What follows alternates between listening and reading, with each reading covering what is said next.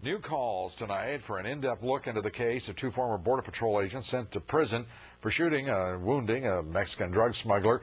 An illegal alien given immunity to testify against those agents. Several Republican congressmen say they're being stonewalled by the Justice and Homeland Security departments. One of those congressmen is Congressman Michael McCaul, a member of the Homeland Security Committee. Congressman, it is good to have you here. Why in the world will the Inspector General not turn over to you that report on these agents and their investigation?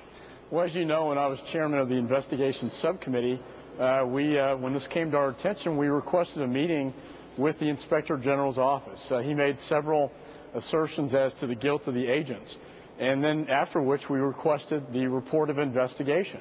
They gave us assurances for months that this would be turned over. As we entered into the new Congress, he told me that my request had expired with the old Congress, that it would not be honored now, and that the only way I could obtain the report was to go through the Freedom of Information Act. Wait a minute. A U.S. congressman being told by the Department of Homeland Security you have to file a Freedom of Information request? That's what we were told. And Lou, this defies not only the Homeland Security Committee, it defies the will of the Congress, and it defies the will of the people who are entitled to the truth in this case. Well, Congressman Culberson said point blank he thinks it's a cover-up. What do you think? We won't know till we know all the facts and all the evidence. As a former federal prosecutor, I reserve judgment till we get the facts and the evidence. But you have to ask the question, why are they being so reluctant to turn over such important information? And either it's total arrogance or it's gross incompetence. Well, you're a former federal prosecutor. Let me ask you something, and I think it's admirable that you're trying to get the facts. That's what we're all trying to do. But the facts as they are established right now, to the advantage of the prosecution, to the disadvantage of the defense, are based on the testimony of an illegal alien, Mexican drug smuggler, given immunity to testify against the agents.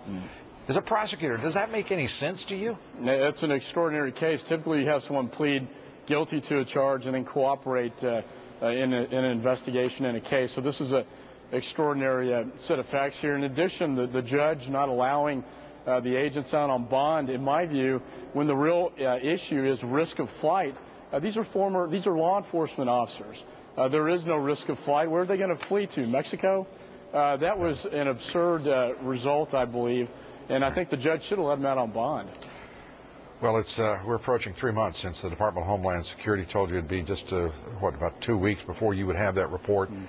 The arrogance of the Department of Homeland Security, as well as its overall incompetence, is breathtaking. What do you do next? We have a constitutional responsibility for oversight in the Congress. That is what I'm exercising. I will relentlessly pursue the truth in this case until that report is turned over. I did meet with the new Democrat chairman of the subcommittee. He has sent a letter of demand to the department. As of yesterday, we still have not received those documents. And if we don't, we're prepared to move forward with the subpoena and, if necessary, take the bold step of holding this department in contempt of Congress. Well, I think that all of us interested in the welfare of this country and justice for these two agents certainly wish you all the best of luck, and thank you, Congressman, for being here. Congressman McCaul. Thanks, Lou. Up next, the President's State of the Union address.